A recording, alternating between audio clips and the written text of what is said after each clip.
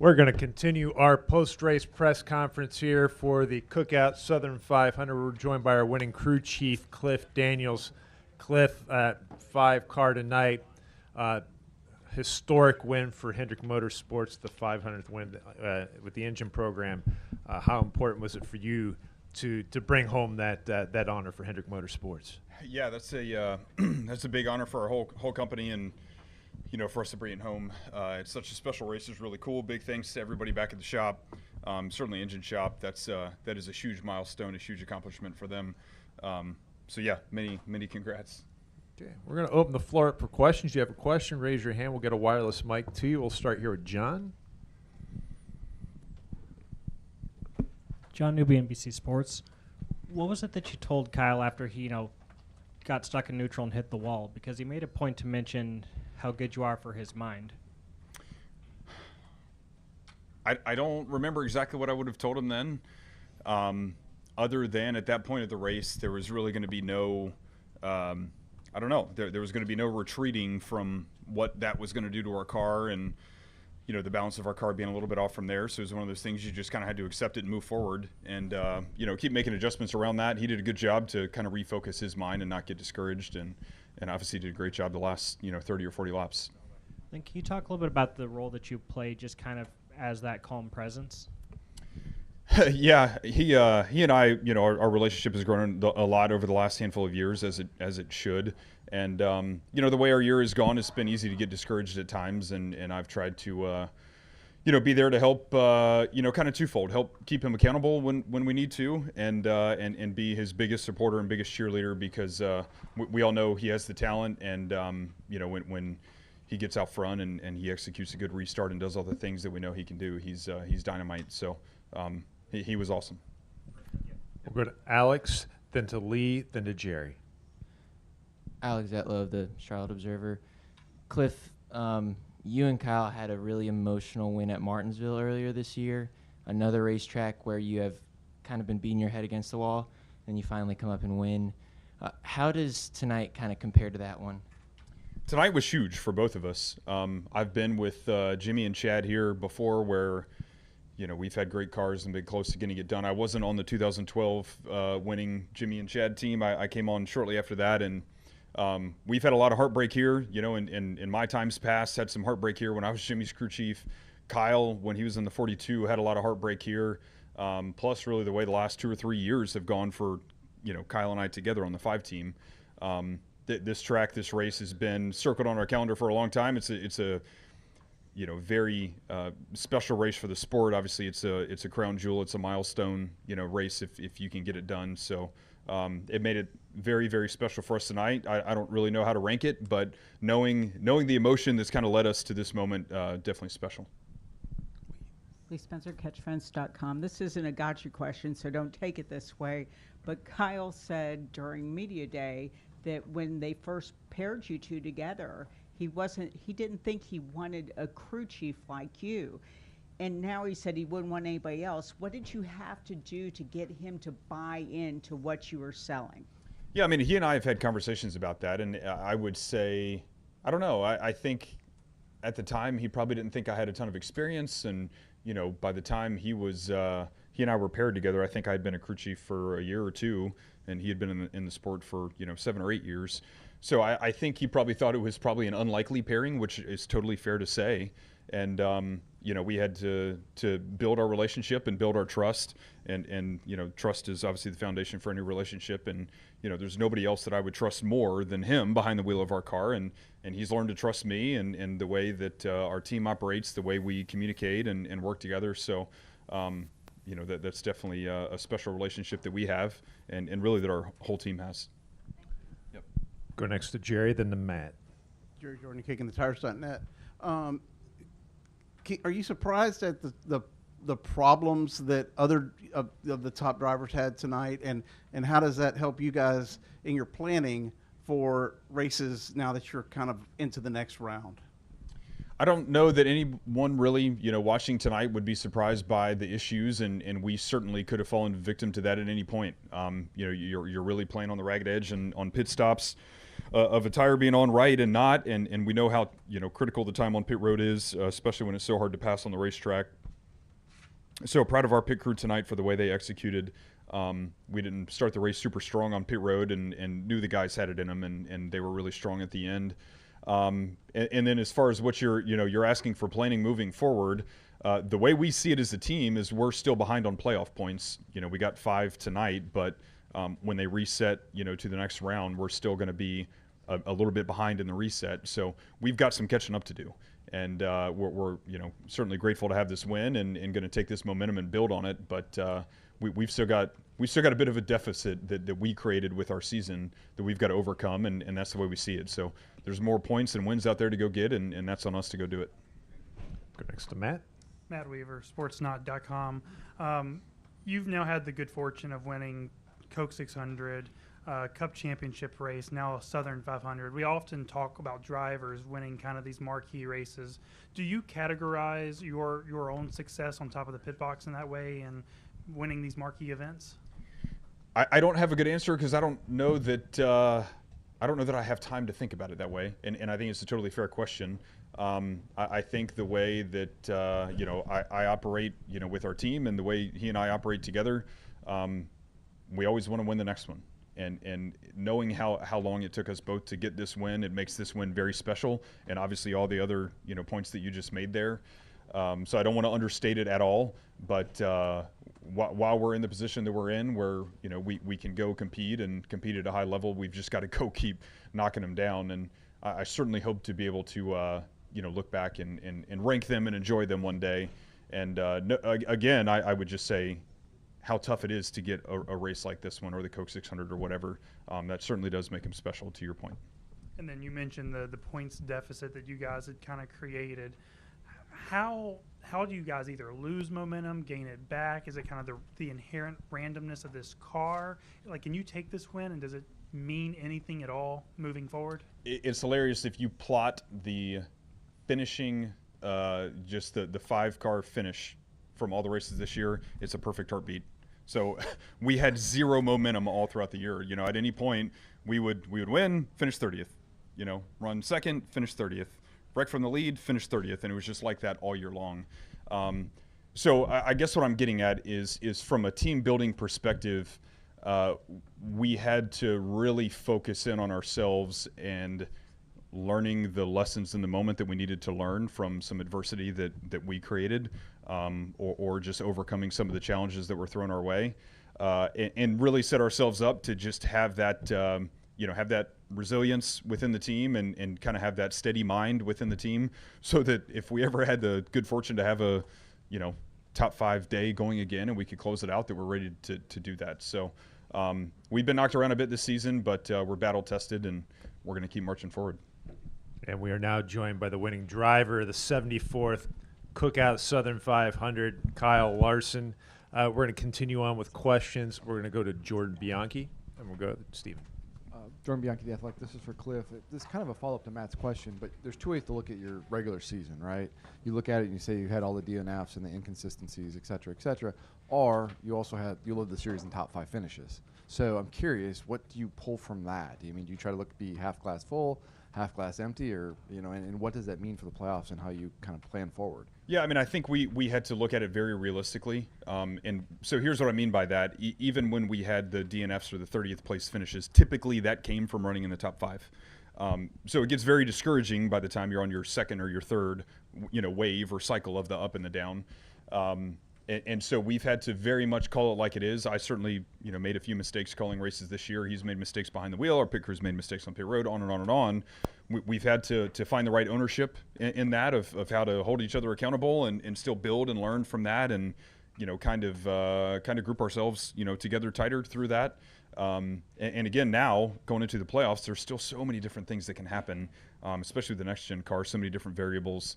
The way these races play out than what was a few years ago. So our mission is to take all the lessons that we learned from the good and the bad, and every week we've just got to put our best foot forward. Owen. I think he's 4th. It's just the dash right now in cycling. He started 4th, he's running 6th. We'll go to Steve and then to Pete. Steven Stump, frontstrip.com. I got a question for Kyle, then a question for both you guys. So, Kyle, you'd led over 700 laps at this track without a win heading into it. It's a 500 miles at Darlington, one of the majors. Does this feel sweeter than other wins, given the prestige and how close you guys were, especially starting from 18th, the lowest at Darlington since 2011? I don't know. I mean, it feels really good, honestly, just to get a win and finally win at this track. Like you said, we've led lots of laps here. So, I mean, to lead lots of laps here, you have to be good, at a number of different races through the different years. But, yeah, this is just a track that I really enjoy, suits my style, and, just haven't won yet here. So, was good to do it today. I knew we were going to have a good car. We just didn't qualify as good as we had hoped, and honestly drove through the field way better than I thought that I would. And they did a really good job on the pit sequences to cycle us in front of people, and then from then on you kind of just try to manage your race. And Denny was really good too, so he was going to be hard to beat without his mishap, but once whatever happened to them happened, you kind of opened the door for a few more guys to possibly win, and we kept ourselves in the game enough to get it done. I got in the wall some point in the third stage, and then you kind of had to nurse it to the next pit stop, and then things just worked out. Your team executed when we needed to. And then the second question for both of you guys is that this is now win number 299 for Hendrick. 300 is up next. How important would it be for you guys to be the ones to get that milestone? Honestly, I mean, sure, I think all four of us would want to be the one to do it, but really, I think 300 is just a super big number. So I think for me, I'm going to be just as happy to see William, Chase, or Alex win number 300 for Rick as I would be for myself to win. I think which Rick has already stamped himself in this sport as the greatest car owner of all time, to reach another milestone like 300, it's just that takes a whole team throughout decades and decades. So number 300 as a whole means more than me winning it or any us individual person winning. So I hope one of us four can do it next week. And, I guess that means Rick will be at the track every week now until we win. So we'll look forward to having him there. Yeah, well said by him. And I, I would just add that when you think about the Hendrick 300 wins, you think about the 90, however many from Jeff, and the 80-something from Jimmy, and all the people that, with Rick built our company and the history that it is. So I agree with him. Yes, we would love to have it just for the little bit of bragging rights in the moment, but then next will be 350 and 400 and all those things for Mr. H. So it's amazing to be a part of a company like this, and the leadership that Mr. Hendrick has to all of us and to the company is really special. So to get that for him would be pretty awesome. All right, thank you. Pete? Hey, Pete Iacobelli with the Associated Press. For both of you, another company question. It could have been a little disappointing around the shop when Chase and Alex don't get into the playoffs, but yet, you guys come out here, you win, William finishes fourth. It's a strong start for, wherever you guys are going to wind up in this chase. That's got to say something about the resiliency and what the direction of this program is.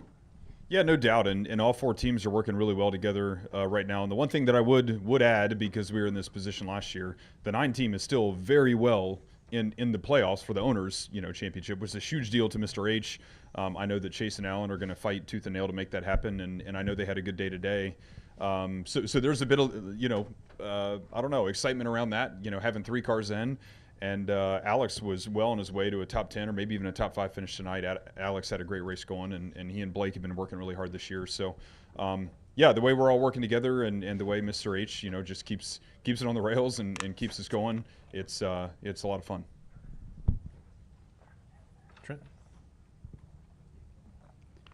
Trent Larson with FrenchRace.com. Kind of going off of what you said about working well together with everybody. You mentioned coming back. He mentioned coming back from deep in the field to win this race, and William Byron also had a deep starting position and was able to come through the field and for a great position as well. How much information is actually shared between you guys now as a team? You know, with this being the playoffs and you guys also wanting to win it for yourselves, but you still have teammates doing it as well. Yeah, we have so many meetings every week where the crew chiefs are together and we talk through, you know, setups and strategy. The drivers are together. They talk through, you know, car sensations and you know what expectations are for the next race, of, you know, how to execute the race or whatever it may be. And it's really the culture that Mr. H wanted to create. He wanted to create a culture where you know, we were very open and honest with each other, and we have some pretty private, you know, conversations as far as that goes. But it's the 4 teams together, you know, the 4 drivers, 4 crew chiefs, everybody working together.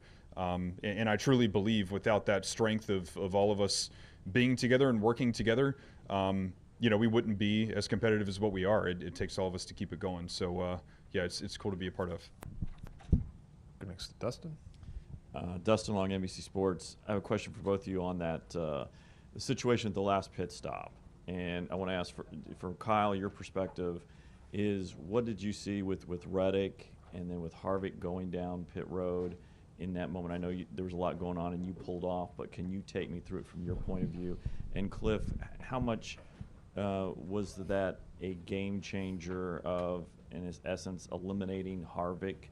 And then it's just, you know, between you and the 45 and who can win off pit road. For me, was Harvick leading right then? Did he just get to lead? Yeah, okay. Reddick was first. That's what I thought. Harvick was second. And Harvick was called to pit road, and then Reddick was told to come down, and he, I guess, said he missed it because of the late call, because they were trying to react to Harvick. Yeah, so from my vantage point, you know, I was 4th, and yeah, I mean, Harvick was really good that run and was close to Reddick. And then, you know, we got the call. They called me into pit. And I seen, you know, Harvick and William both pull down. So I was just going to follow them. It looked like Reddick was just, you know, going to have to pit the next lap, you know, got caught late. But then as I was pulling down, you know, I saw, I think, Newman spinning. So I was like, I think I need to stay out. So I stayed out, and thankfully it worked out. I guess William was able to get back out before, you know, committing to pit road. But I'm guessing Harvick, you know, being so close, he probably didn't have any time to react to it, and yeah, it took him out. I mean, he would know more about what happened, but for me, yes, it was pivotal because I went from now 4th to 2nd in line, and then you have a good pit stop, you come out in the lead. There's 40-some laps left. Hopefully you can lead the rest of the race, and that's what happened. So yeah, it worked out for us. Yep, pivotal, like you said.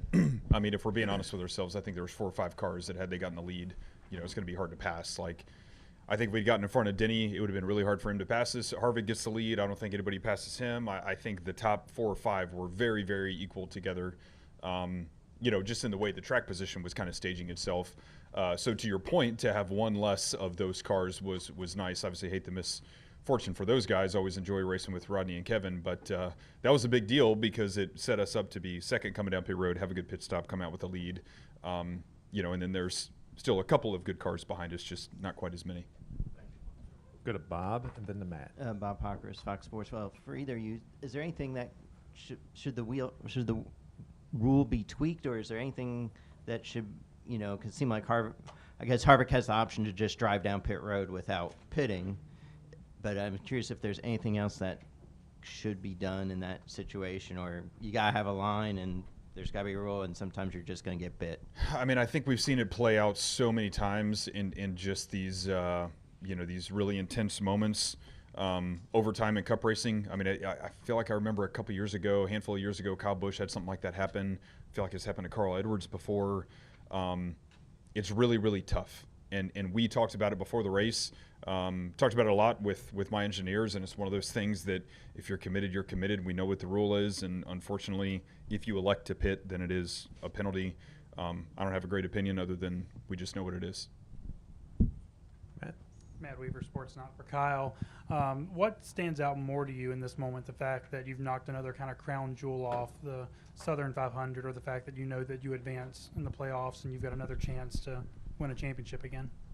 Well, I mean, had I not won anyways, I feel like we would have a chance to win the championship. But, I mean, really, honestly, I'm happy to win at Crown Jewel, a place that, you know, we've been close to winning at, a place that we both have wanted to win at for a very long time. And then just to start the playoffs off good, I would have been happy just to get a good solid race in. So to win, it feels obviously better, and I hope that we can just put multiple weeks together like we did today. Not necessarily win. I know we'll be capable of winning every race in the playoffs, but really I just want to put together solid races from start to finish, get stage points, get some stage wins would be great, and then get some good finishes at the end of it. So yeah, we were able to do that today, and it's been a long time since we put a full race together. So yeah, just want to build on that.